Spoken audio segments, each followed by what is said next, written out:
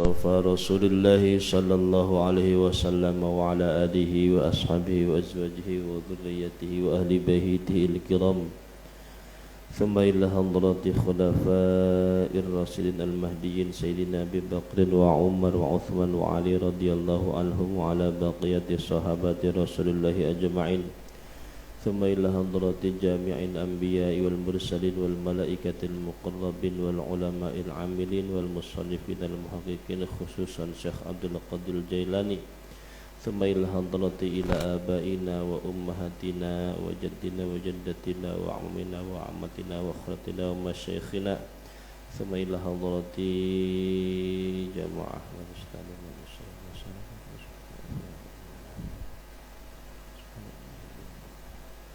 غفر الله لنا ولهم الفاتحة أعوذ بالله من الشيطان الرجيم بسم الله الرحمن الرحيم الحمد لله رب العالمين الرحمن الرحيم مالك يوم الدين إياك نعبد وإياك نستعين اهدنا الصراط المستقيم صراط الذين أنعمت عليهم غير المغضوب عليهم ولا الضالين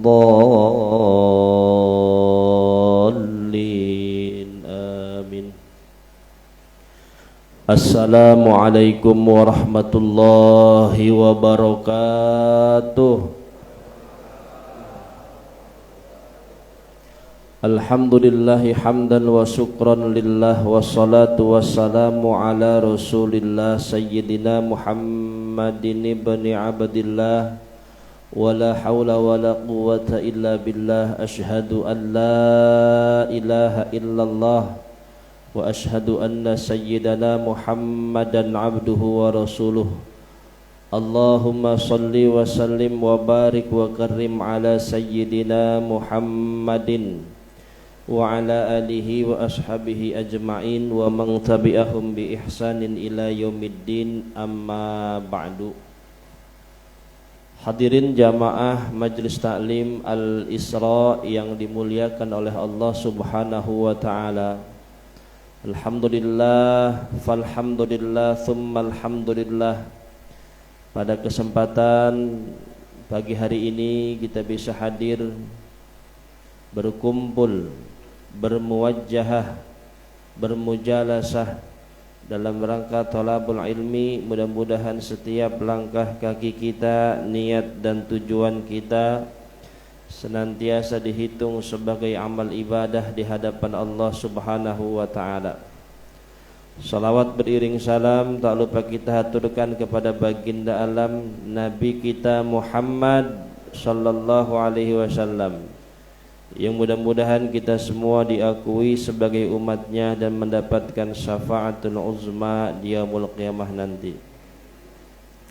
Dan saudara-saudara kita yang sekarang sedang sakit, kurang sehat, diberikan ujian, diberikan cobaan, semoga Allah berikan kesabaran, berikan ketabahan dalam menghadapi ujian.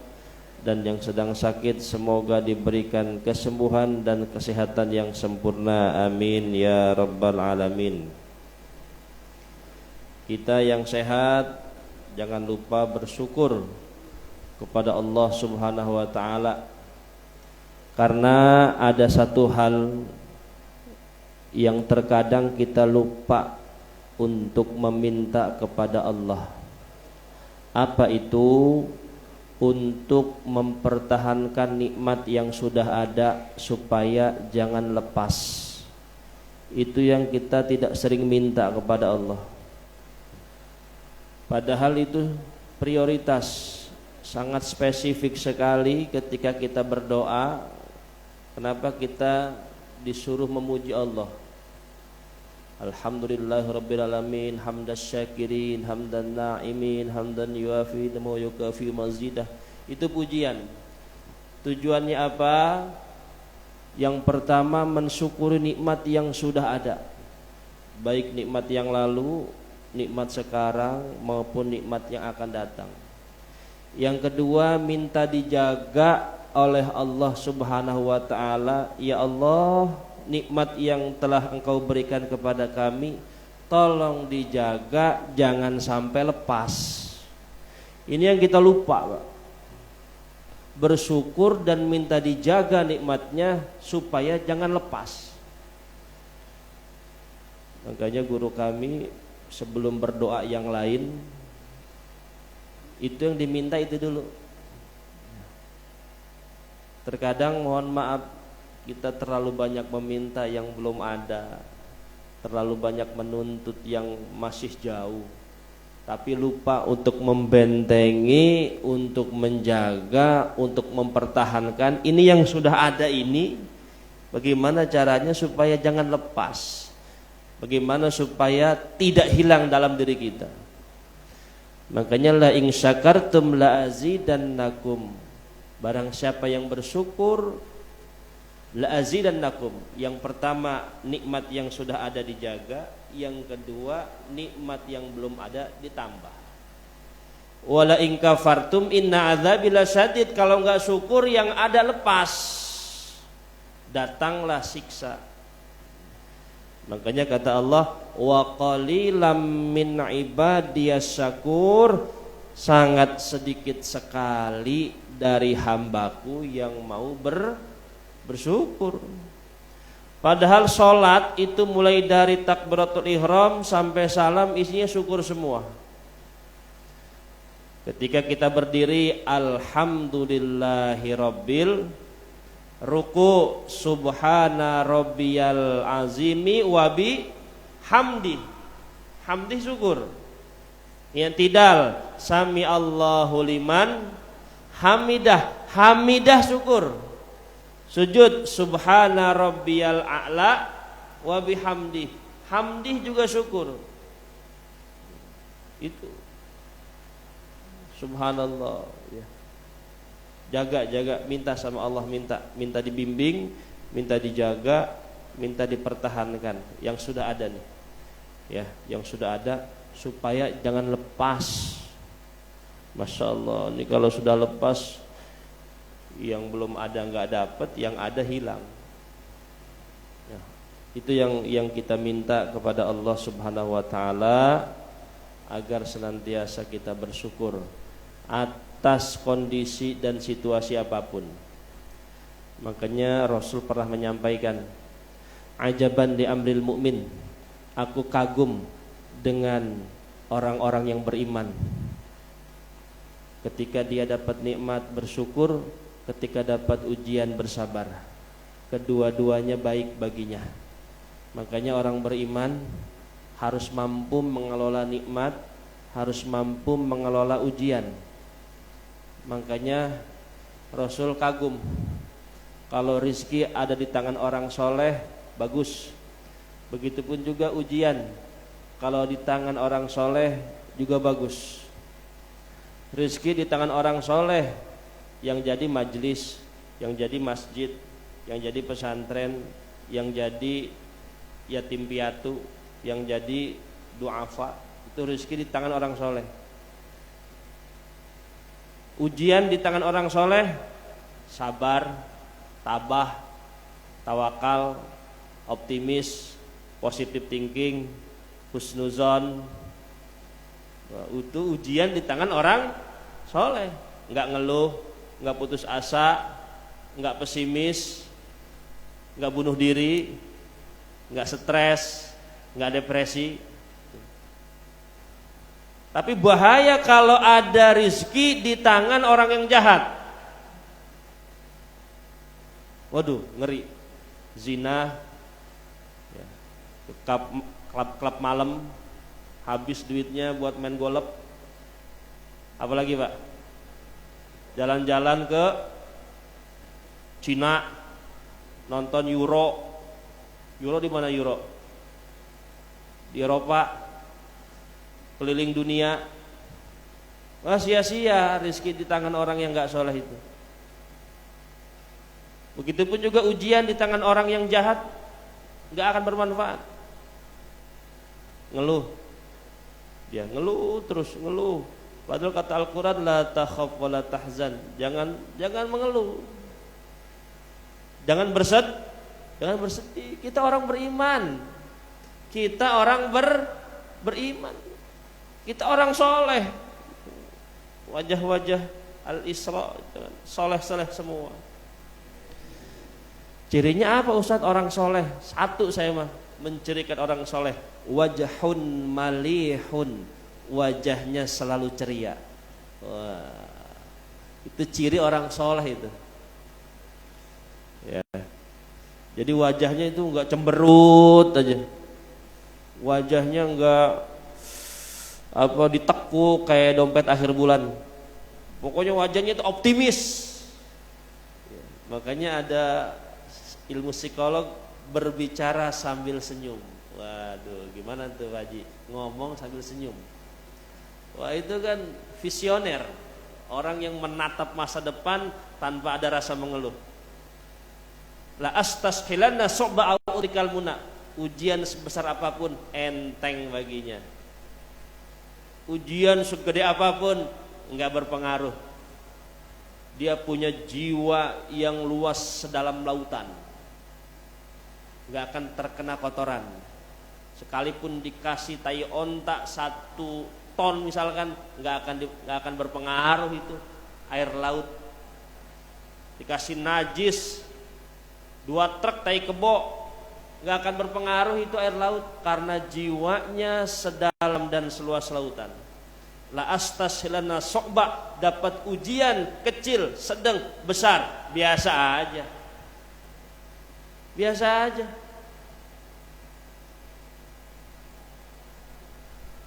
Ketika Rasul dan Abu Bakar dikejar-kejar kafir Quraisy, bersembunyi di Gua Hira.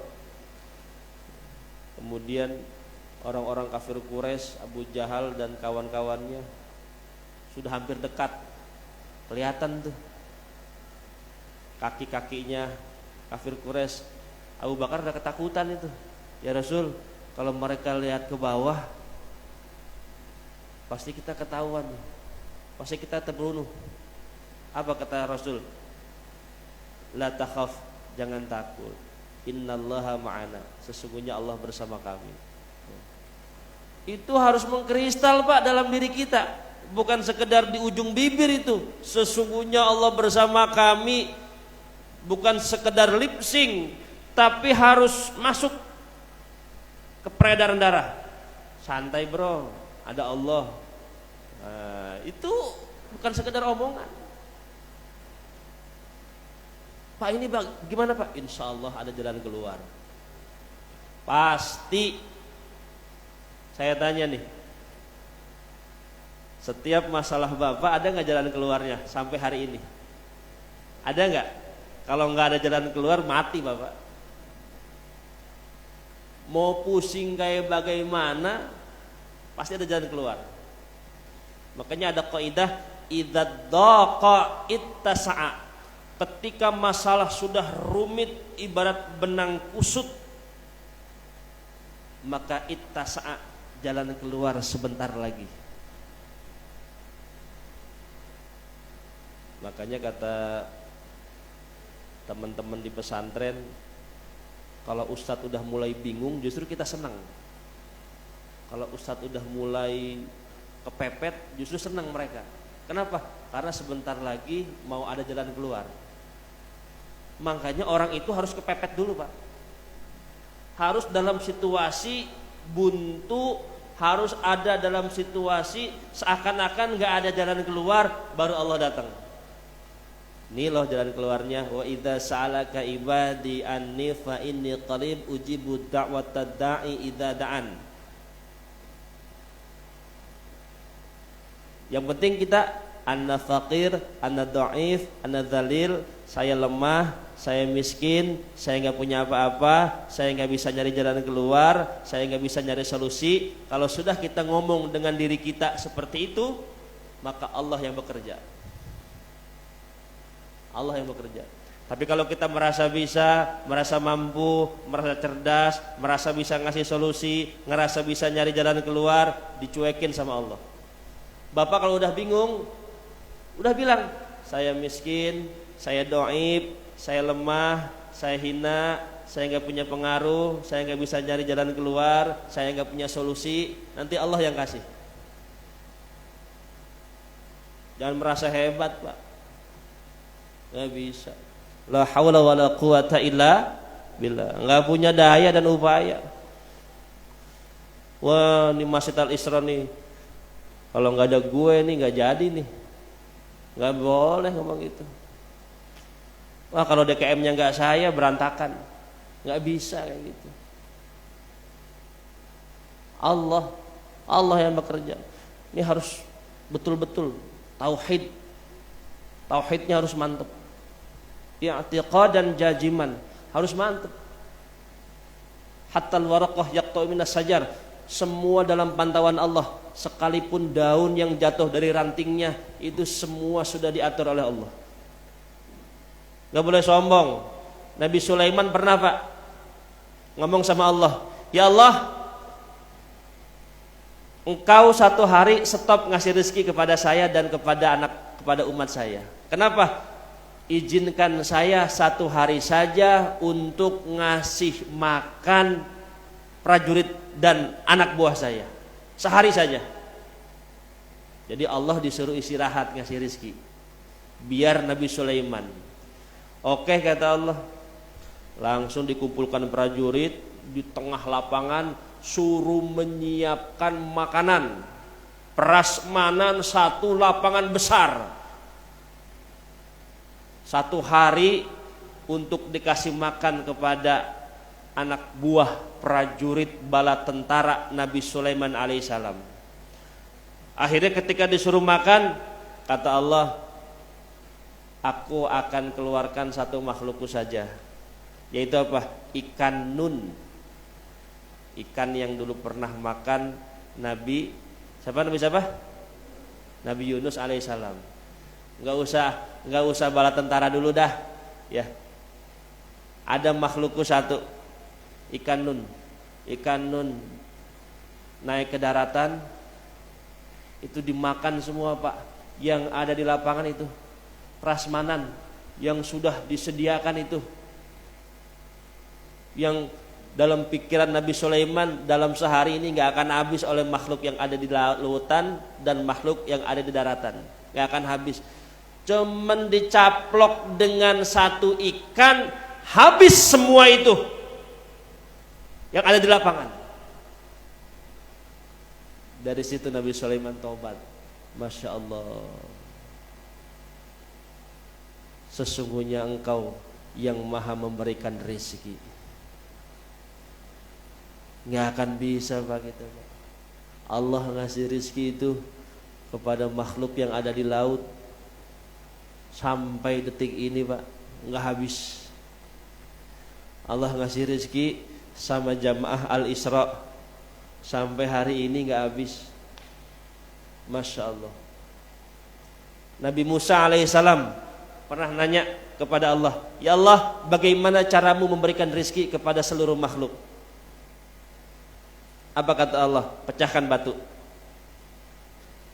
Dipecahkan batu oleh Nabi Musa alaihissalam. Di dalam batu ternyata ada ulat sama keluarganya, Pak, lagi makan dan berkembang biak. Padahal batunya besar, itu yang bisa ngancurin teman Nabi Musa. Di dalamnya ada apa? Ada ulat sama istrinya, sama anaknya, sama cucunya lagi makan dan berkembang biak. Allah nggak jawab, Nabi Musa yang suruh mikir. Masya Allah. Kalau Allah ngasih rizki kepada ulat yang berada di dalam tanah, tanahnya berada di dalam batu yang besar, dan batu besar itu hancur baru dipukul, betapa hebatnya Allah. Kalau ulat aja dikasih rizki, apalagi manusia. Itu harus yakin. Ini saya lagi ngomong keyakinan nih. Harus yakin.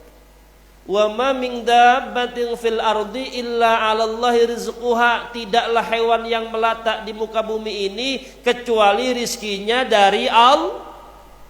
Bahkan jodohnya. Bayangkan tuh, ulat di dalam tanah, dalam batu yang gede, dapat jodoh dia, Pak Haji. Ini kadang anak kita udah bingung, umur 28 belum kawin. Waduh, udah bingung. Udah Pak Ustadz cariin deh, terserah Pak Ustadz deh. Saya mah pasrah aja. Yang penting anak saya nikah nih, udah umur 28 masalahnya nih. Bingung saya, bingung. Masya Allah. Nggak usah bingung. Justru ya, bingung itu menghalangi jodoh. Bingung itu menghalangi jodoh. Prasangka buruk itu menghalangi rezeki. Yakin. Mantep dulu, mantep. Bapak jangan mikir gimana caranya ya. Udah yakin masih mikir, turun lagi tuh. In hatta ila darajatid dani'ah. Ketika kita sudah mantep nih hasil pengajian. Wah, mantep saya Ustadz. Tapi mikir, gimana ini caranya ya? Ya, turun lagi ke bawah, Pak. Makanya kata guru saya, kalau kamu sudah berdoa kepada Allah, minta hajat dan kebutuhan, habis doa kan selesai itu, jangan dipikirin. Ya Allah, misalkan nih kita minta doa, mudahkan urusan, lapangkan rezeki, saya butuh ya Allah 3 miliar, amin. Nanti mikir, gimana caranya ya? Udah nggak dikabul itu. Doa itu sudah makom tertinggi. Ketika kita doa adalah wujud penghambaan dari makhluk kepada Sang Khalik. Kita minta dengan sepenuh hati. Habis doa jangan dipikir, lupain apa yang kita doakan. Tuh. Udah doa masih mikir gimana caranya, gimana ngedatenginnya, gimana solusinya ya. Gak usah dipikirin. Allah. Yakin gak nih? Yakin gak? Kurang mantep. Yakin gak? Bisa apa enggak? Bisa. Allah ridho, beres urusan. Bumi langit berkah. La fatahna barakatun minas sama'i wal ardh. Allah buka itu keberkahan dari langit dan bumi. Beres urusan. Ini kan salah satu penyakitnya, ya, termasuk kata Gus Baha, Kiai Haji Bahauddin Nur Salim. Kita tidak bisa mengimplementasikan dalam kehidupan kita bahwa Allah bersama kita. Itu yang hilang dari kita, Pak. Implementasi itu yang hilang. Menghadirkan Allah di dalam kehidupan kita, itu yang hilang.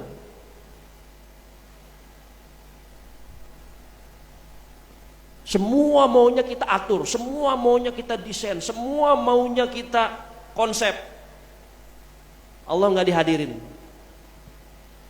Ini konsep saya, ini desain saya, ini gambar saya, ini ide saya, ini inisiatif saya, ini rancangan saya, ini pola saya.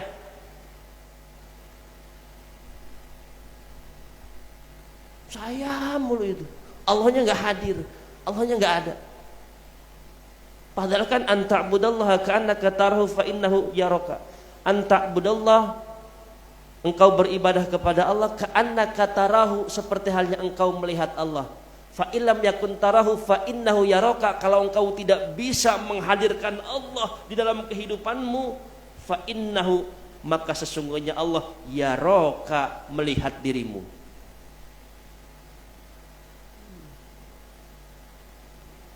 Hilangin tuh keakuan.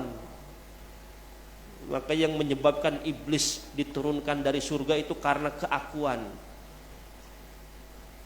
Iblis dulu min jumlatil malaikat. Iblis itu termasuk golongan malaikat, Pak.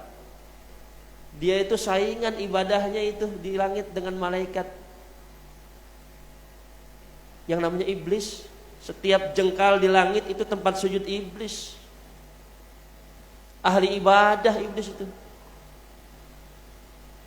Ditanya Quran, iblis ngerti.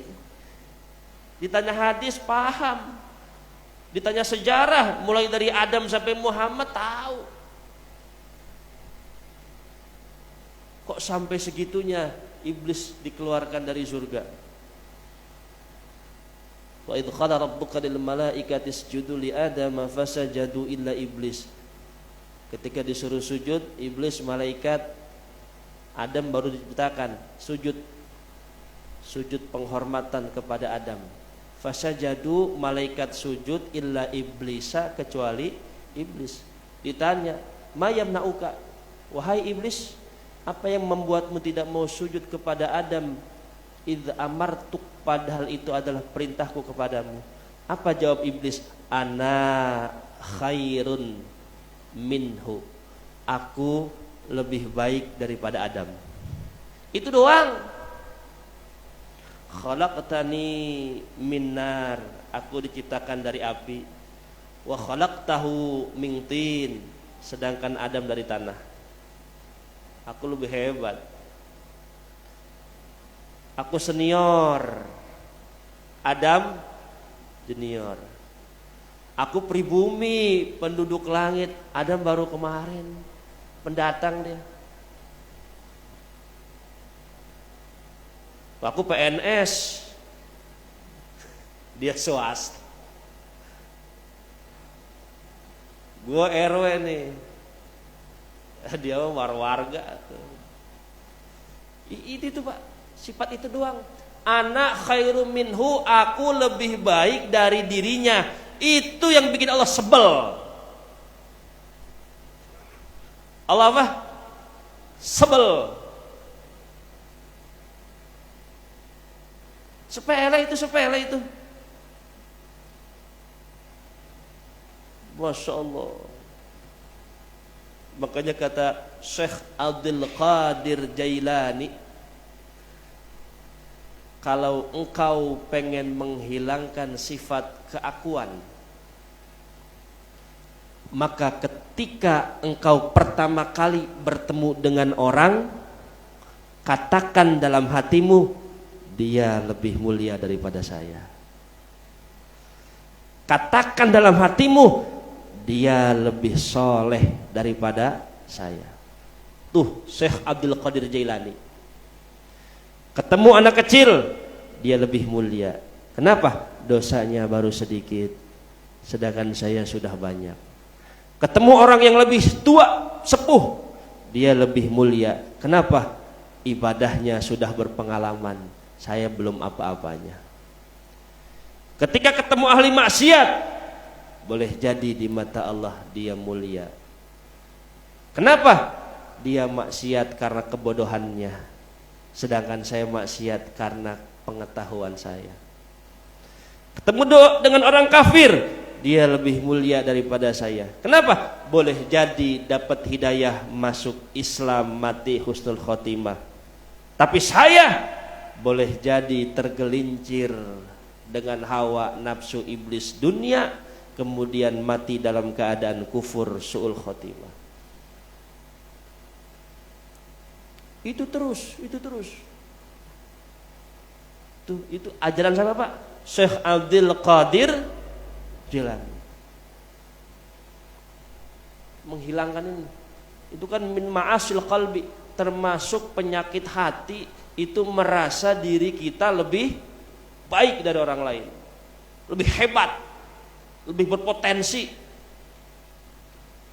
Ini ngeri. Oke, saya ingat banget pesan guru saya di Banten tuh. Kamu kalau pengen manfaat ilmunya, pengen manfaat barokahnya, kalau ada orang lain ceramahnya nggak enak, misalkan ceramahnya nggak bisa dipaham, itu jangan terbersit dalam hatimu, dia nggak enak nih, enakan juga gua, ceramahnya dia biasa-biasa aja. Itu di hati aja nggak boleh Pak, apalagi diomongin. Menurut kamu tadi ceramahnya gimana tuh? Enak nggak? Waduh, enak. Itu nggak boleh. Makanya saya sering ajarkan kepada teman-teman ustadz, mau berkah manfaat ilmu, siapapun yang ceramah, kalau misalkan kurang enak, nggak bisa dipaham, jangan dikomentari. Jangan terbersit di dalam hati. Manfaat umum. Oh begitu ya. Itu pesan guru. Karena kenapa? Setiap orang berdiri ceramah di atas panggung, apapun kondisinya, ya itulah cara Allah Subhanahu wa taala. Ya mungkin background pendidikan yang berbeda, mungkin cara menyampaikannya yang berbeda, mungkin retorika dakwahnya yang berbeda. Enggak bisa kita memaksa orang harus sama dengan kita. Itu Allah. Ada yang ceramahnya ketawa-ketawa, dia udah diam aja diam. Ada yang ceramahnya galak, sering diam aja diam. Itu Pak. Di hati aja nggak boleh, apalagi diomongin Pak. Ya Pak Isanto ya. Gitu. Makanya saya jaga betul. Siapapun yang ceramah udah nggak mau komentar. Saya punya guru ya di Jawa, di Sarang Rembang. Itu ngajar tafsir Jalalain. Itu kalau beliau yang ngajar, yang ngaji itu banyak Pak, ribuan. Orang-orang kampung naik ontel bawa tas mantri gitu, pada pakai kacamata. Padahal ini ibroh ya, cerita ya. Padahal beliau kalau menerangkan, orang alim pintar, hebat, tapi ketika menerangkan nggak kedengeran. Ketika menerangkan tidak bisa dipaham. Tapi hebatnya santri itu tidak ada yang komentar sedikit pun, tetap maknani, tetap mendengarkan gitu, walaupun nggak paham kita. Ketika selesai ngaji, nggak ada yang ngomong. Tadi ngomong apa sih Pak Ki? Kok kita nggak ada yang ngomong. Besok ngaji lagi. Kadang kita nih suka ngomen ya Pak. Apa sih komentar? Saya pernah marahin majlis taklim. Pak Ustadz bisa nggak menggantikan Ustadz ini? Kenapa Bu?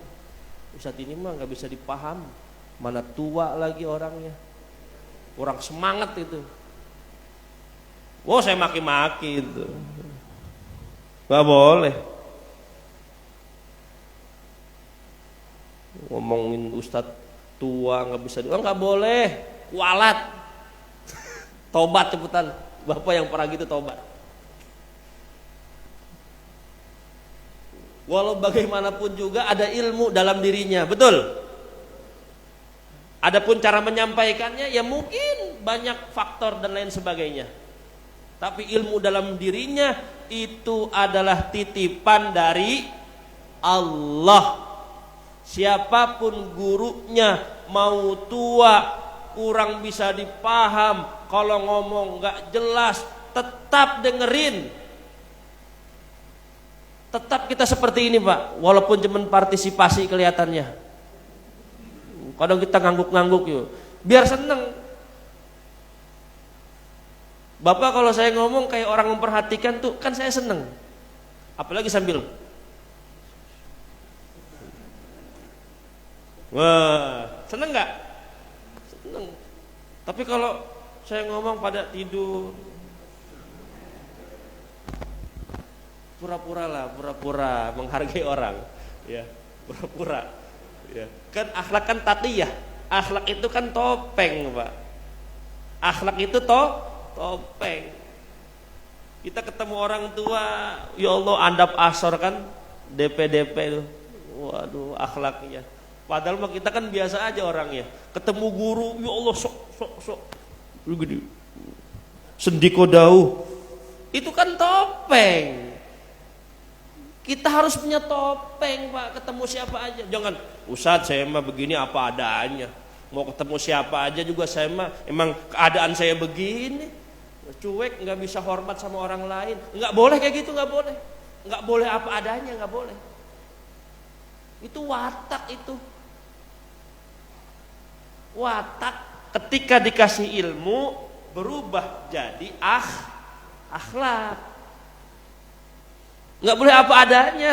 Ketemu orang tua harus bagaimana sikapnya, ketemu guru harus bagaimana sikapnya, ketemu teman sepadan bagaimana sikapnya, ketemu anak kecil, topeng nggak tuh? Topeng. Memang harus begitu, Pak. Sesuai dengan ilmu.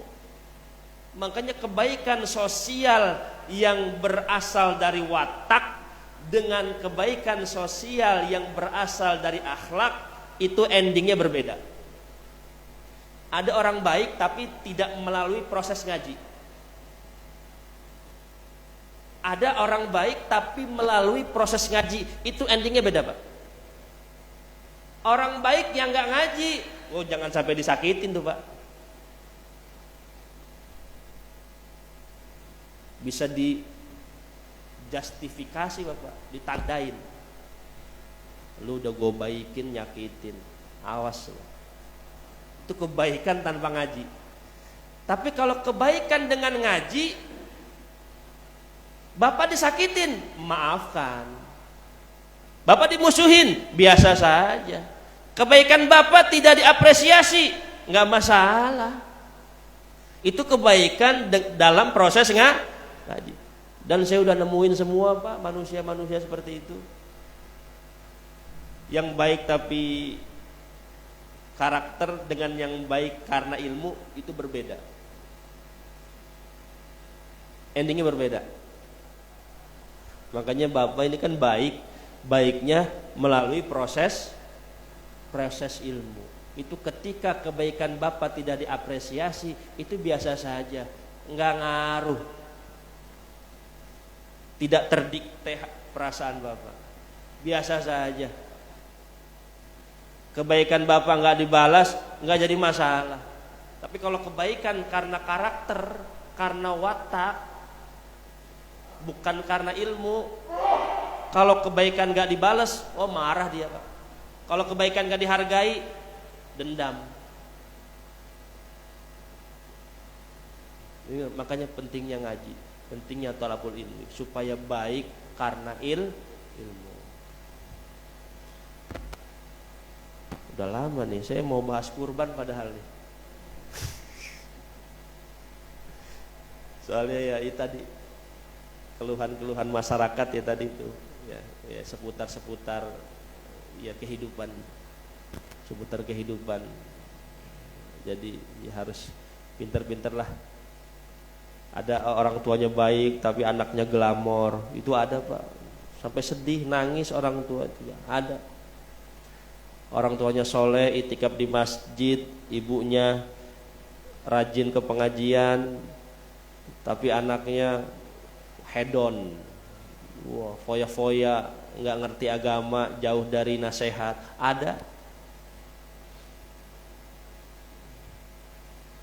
Makanya kata Kiai Hamim Jazuli di pelosok Kediri, Jawa Timur, mendidik anak bukan hanya sekedar nasihat lisan, tapi harus ada nasihat batin. Apa, Pak? Nasihat batin. Caranya bagaimana? Kalau dilahir anak di hari kelahiran anak, kita kalau sanggup berpuasa, puasa. Anak lahir hari Rabu, puasa itu hari Rabu. Muasain anak. Boleh enggak? Boleh, karena hukum asal puasa adalah mubah. Kalau ada dalil yang sunahkan, sunnah. Kalau ada dalil yang mewajibkan, wajib. Ada dalil yang memakruhkan, makruh. Dalil mewajibkan apa? Ramadan. Dalil yang mensunahkan, Senin Kamis. Dalil yang memakruhkan, puasa di Jumat sendiri, Sabtu sendiri, Minggu sendiri.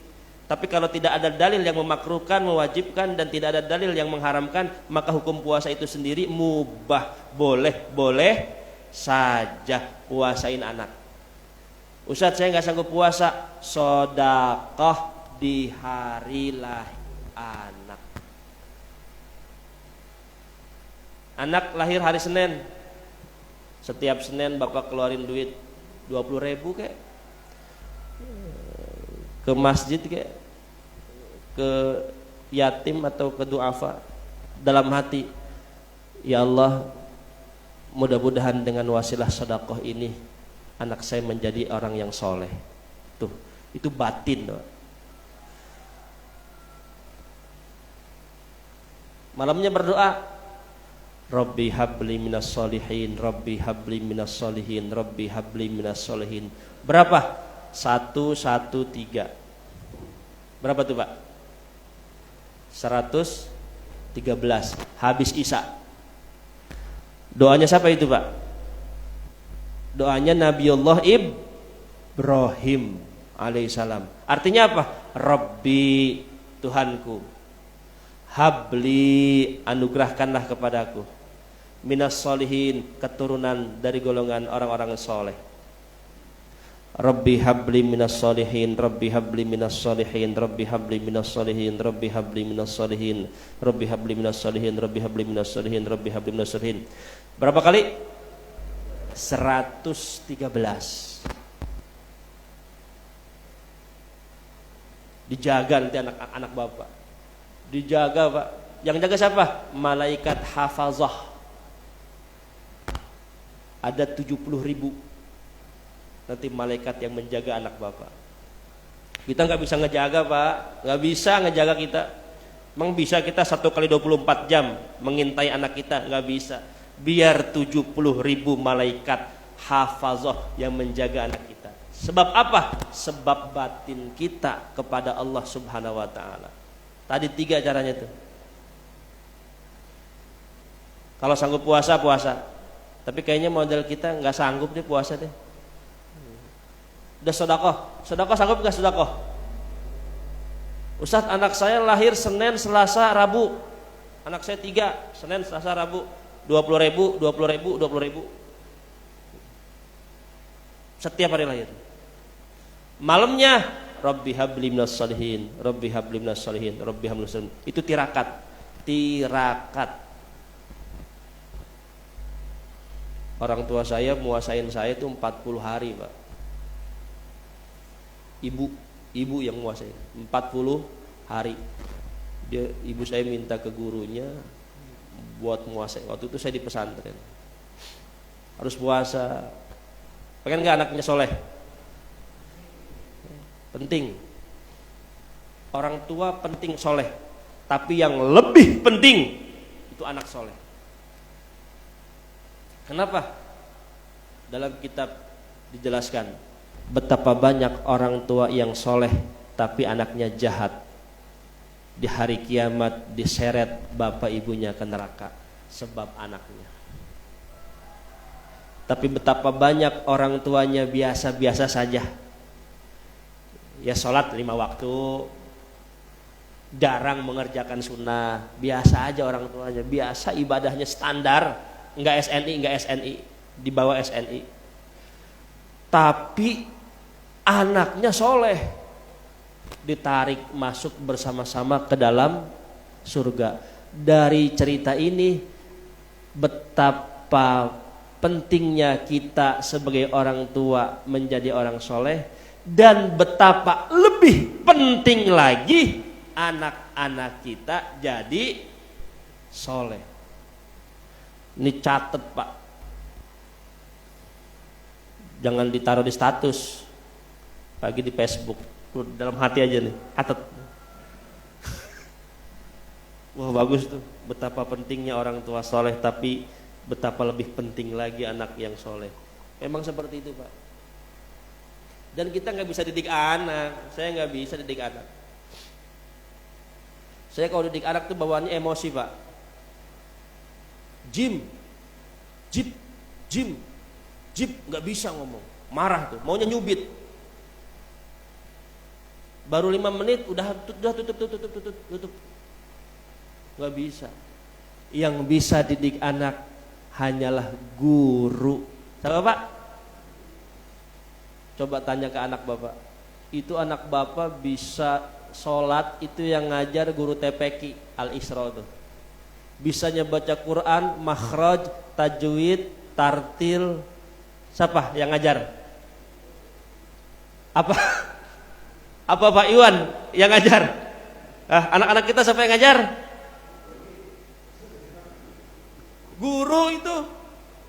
Bisanya anak kita, ya Allah, baca Yasin.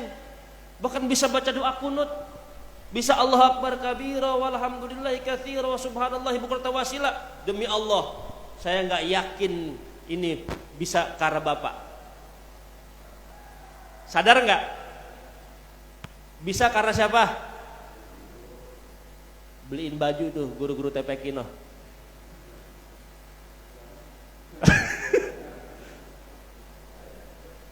Ustadz-ustadznya tuh beliin sarung. Sarungnya jangan wadimor ya, cuman 100.000 wadimor. BHS apa? BHS atau yang kelas sedengan itu sarung Ardan, atau kecubung. Ada sarung kecubung mahal. Aduh, gajah duduk sama sarung THR. Aduh, ya. Kasih itu.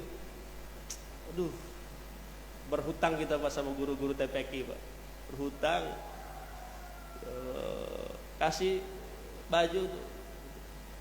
Seragam. Dan tahun ini seragam dari Pak Haji Santo. Berapa guru TPQ? Ada 10. Beli Tanah Abang paling 200 kali 10 baru 2 juta. Ya kecil. Setahun sekali. Nanti tahun depan siapa lagi seragam? Waduh, guru TPQ tiap tahun punya seragam. Ustadz Solihin beliin tuh jas beliin jas. Wow, ukur. Oh. Ya, beliin sorban. Ada sorban tuh bagus tuh. Sarung, koko, Almia kokonya tuh. 3,5 jangan kokonya Amu 100.000. Aduh. Ya, beliin. Ya Allah. Utang kita. Saya punya utang banyak sama guru-guru TPQ itu. Anak saya ini yang pertama nih kelas lulus TK. Itu kok bisa ya? Bisa itu anak saya itu Allah Akbar kabiro sama at-tahiyatul mubarakatus sholawatut thayyibatulillah. Apa tuh tahiyat? Bacaan tahiyat. Perasaan saya enggak ngajarin. Saya. Istri saya juga gak ngajarin. Siapa yang ngajarin? Itu Umi di TPQ. Mi beliin gamis Mi. Beliin gamis. Di mana Bi? Online. Ada Shopee itu. Shopee. Pilih yang bagus.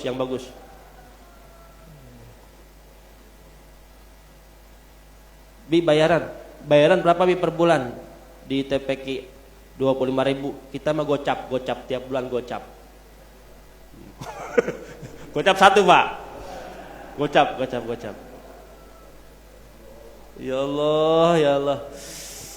Waduh, hutang ya. Saya banyak punya hutang sama guru-guru TPQ. Punya hutang saya. Masya Allah. Kita nggak bisa orang tua didik anak. Kita mah cuman gedein doang. Ya. Nyari duit, kasih makan, gede. Yang bisa mendidik ruh itu adalah guru. Makanya anak saya juga di pesantren ini nanti. Pesantren. Pulangnya jangan ke rumah. Pulangnya ke asrama. Biar guru-guru yang didik. Masya Allah, nikmat Pak. Penting itu guru.